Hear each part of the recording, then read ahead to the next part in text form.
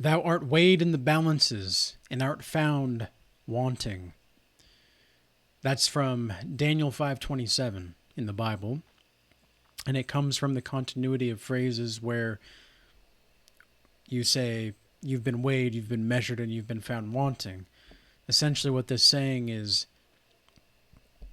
that you are unacceptable to the standard in which you're actually trying to get.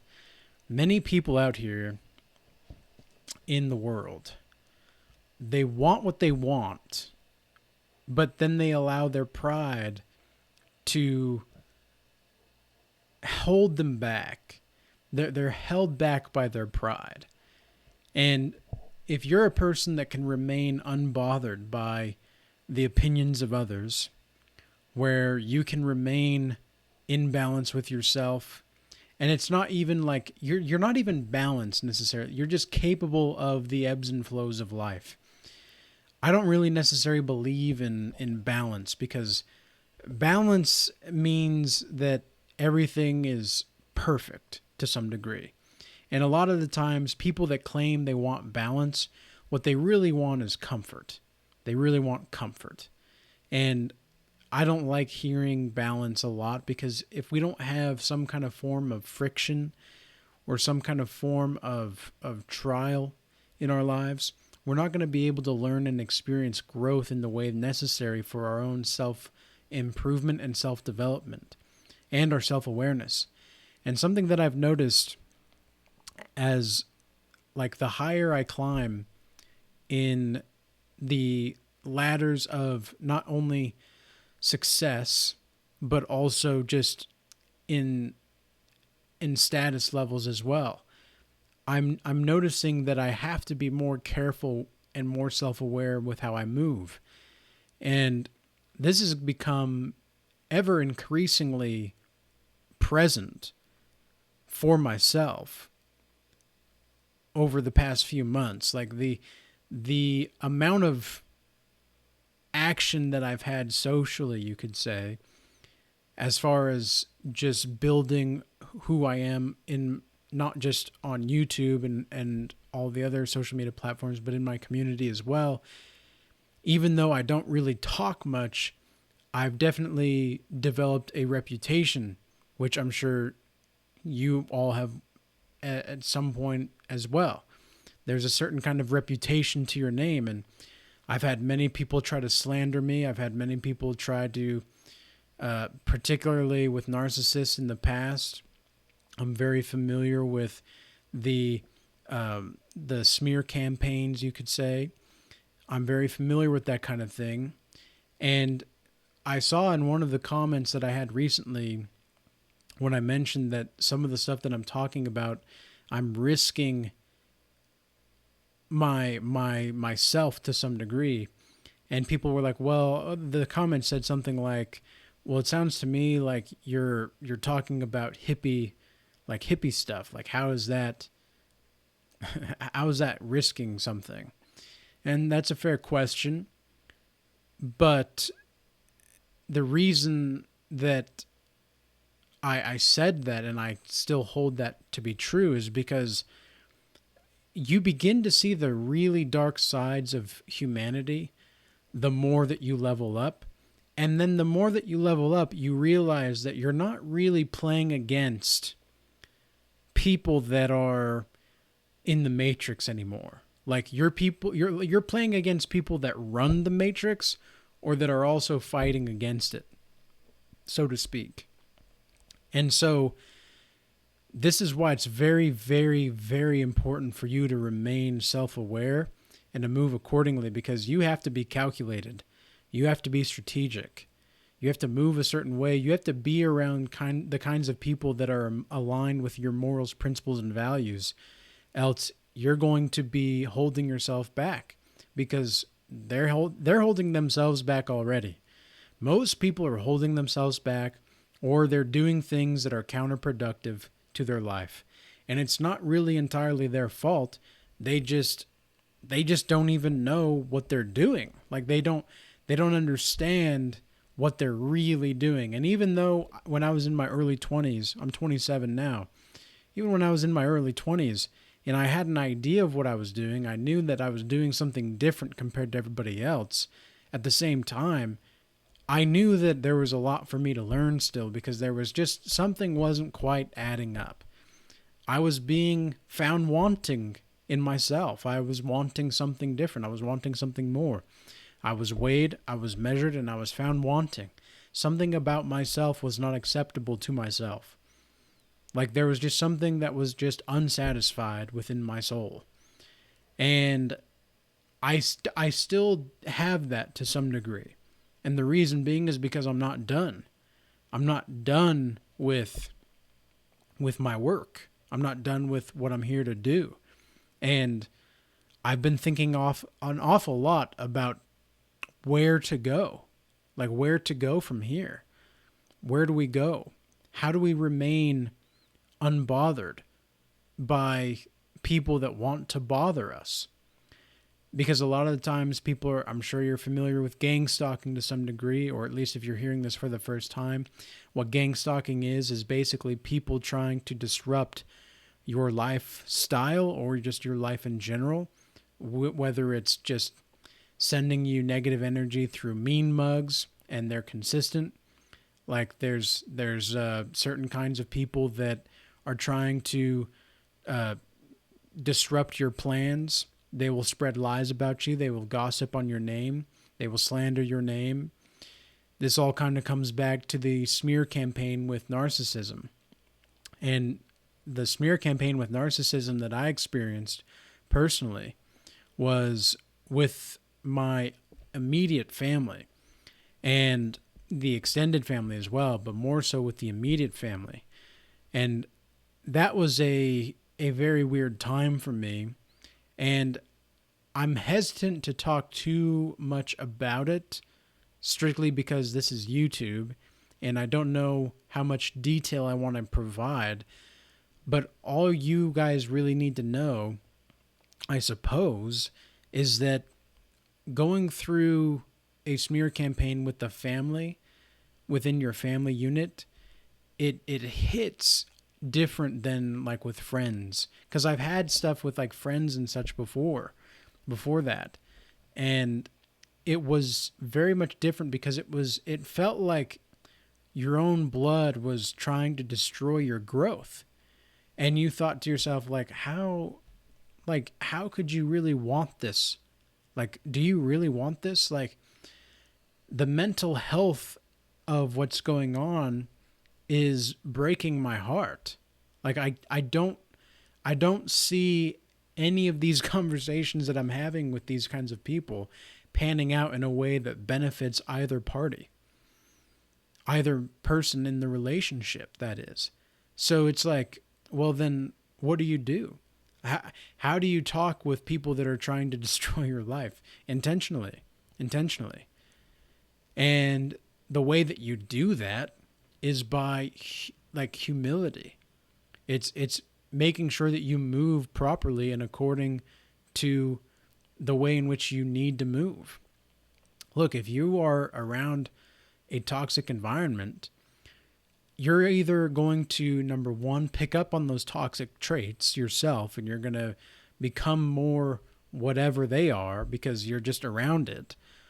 Or number two, you're going to be clashing. You're going to be, it's like water and oil. It doesn't really necessarily mix, right? So you're going to be water and they're going to be oil. And it's going to be very challenging for you to mix together with them. And so this is one of the reasons why I learned from a very early age, because before I healed from a lot of my own trauma, I had an avoidant attachment style. I would just avoid things. I was just an avoider. I wouldn't want to confront a problem in the relationship whenever there was a problem, because I didn't feel comfortable, or even, it wasn't even comfortable. I didn't feel safe to express emotions of what was going on.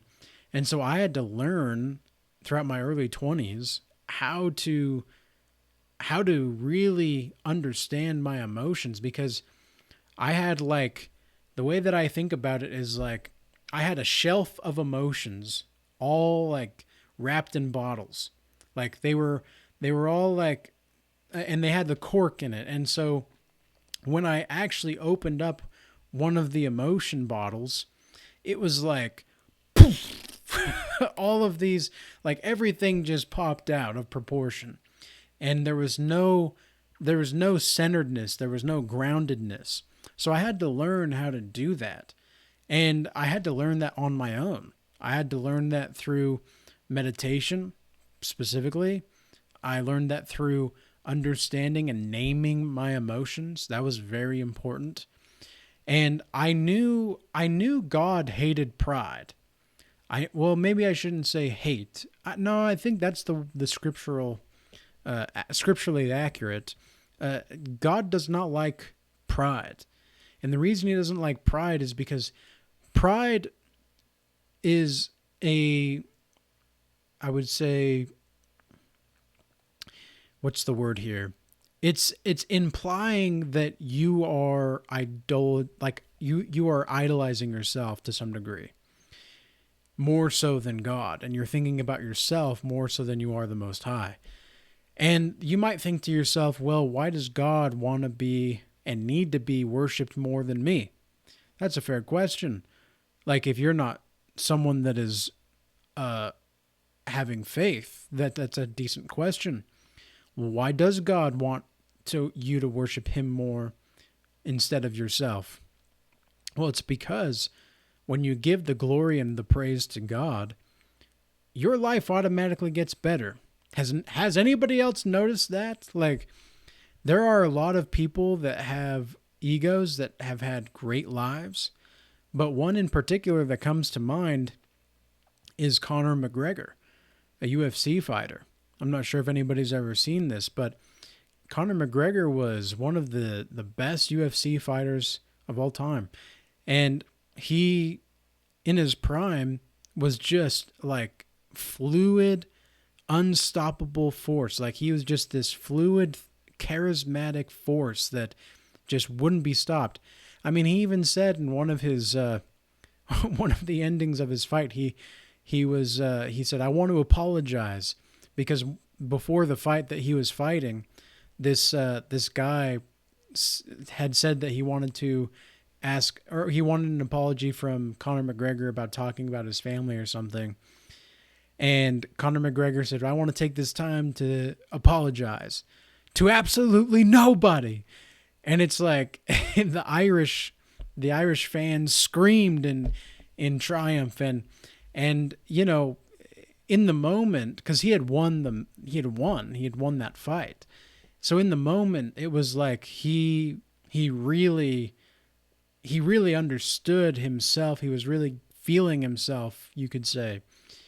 And I think what happened is his ego just got the better of him.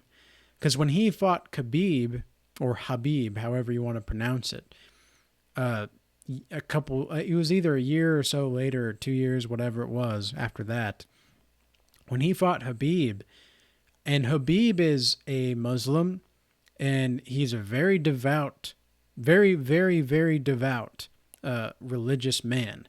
And he doesn't party, he doesn't drink, he doesn't do any of that stuff, whereas Conor was like the complete opposite.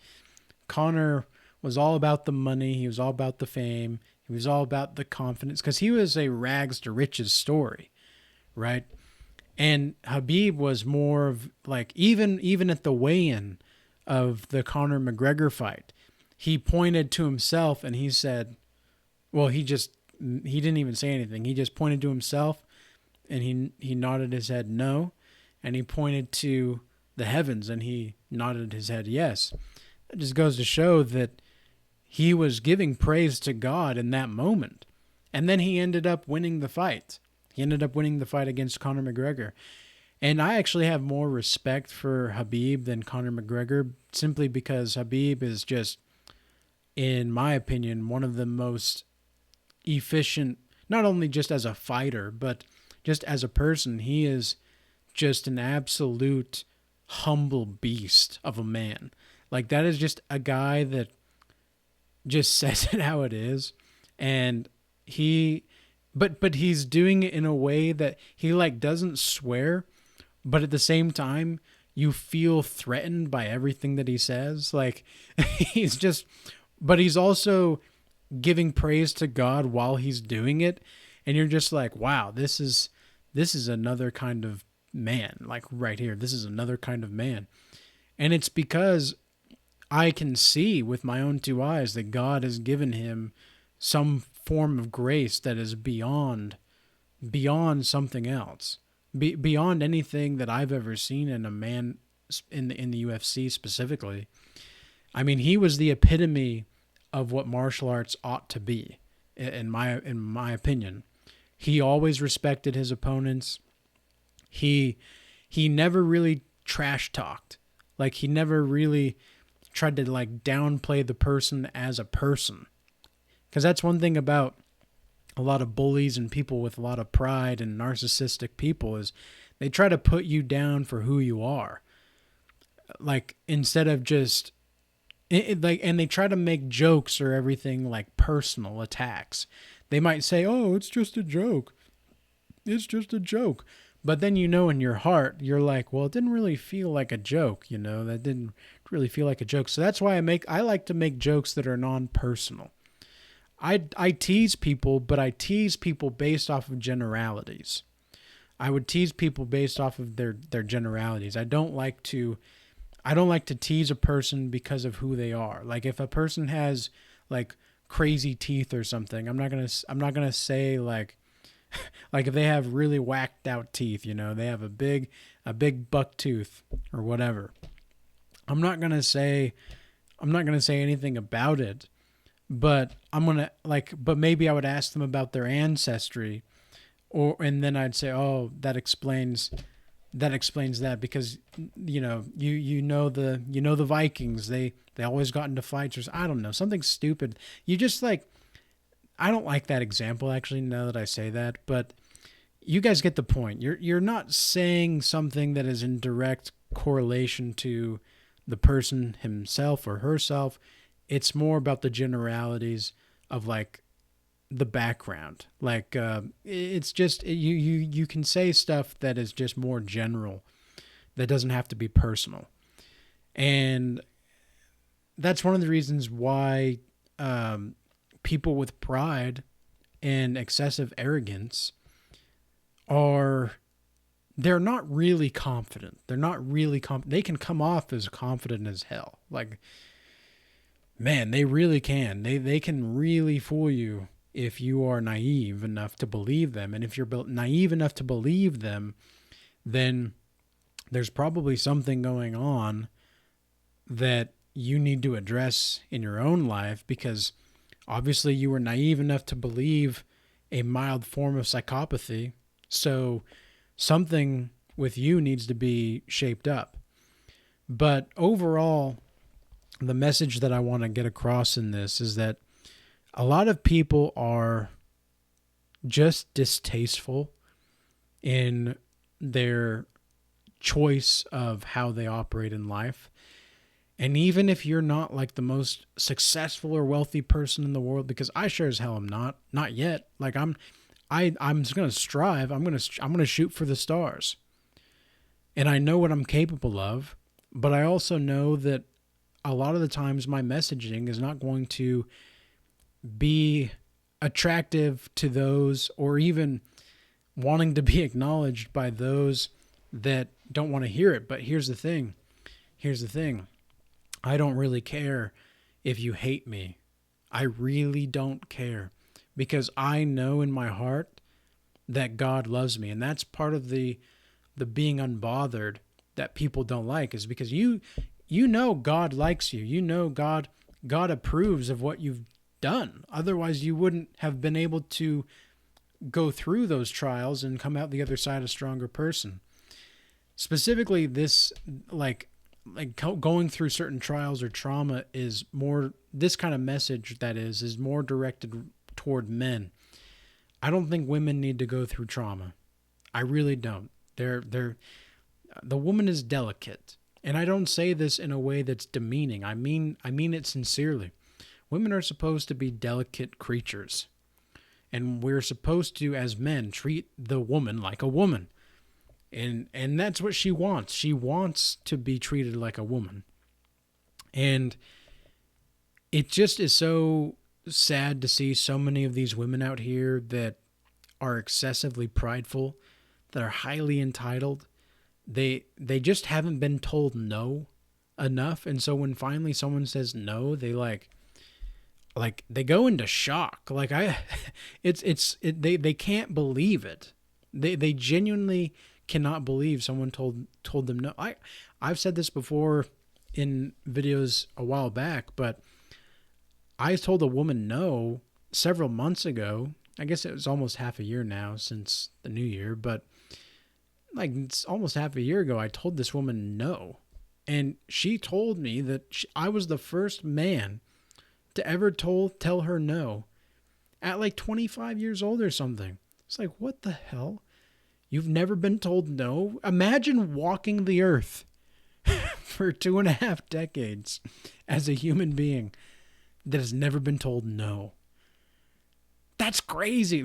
Now you can imagine why so many women are so deluded in their entitlement out here, and they're so prideful, and they think that getting a job or getting a degree is going to solve all of the issues. And it's like, have you ever thought that the tone of your voice, your attitude is more attractive to men than your degree? In fact, maybe I'll probably make a video titled something like that. That's got to be something. But seriously though, it's crazy how these women view themselves, and they think that men are attracted to the same things that women are attracted to, and it's just so not true. And we as men need to start just telling the truth. And of course, it's going to fall on deaf ears to some of them. You can't save them. Some of these women out here, really, you can't save them. They don't want to be saved, right? That song, the J. Cole, it's don't save her. She don't want to be saved. Don't save her. It's very true. It's very true. But at the end of the day, they're going to be weighed, and they're going to be measured. And whether they're found wanting or not is going to be up to the God. So, with that being said, I hope this message was useful and insightful. And until next time, stay unbothered. I don't want to say just keep doing your thing, because that's something that, if you know about something that is wrong, you should probably do something about it. But because otherwise you're letting evil manifest itself. But other than that, stay low key and be zen-like out here, brothers and sisters. Better to be chill, calm, cool, and collected than crazed up in pride. Peace be with you. Till next time.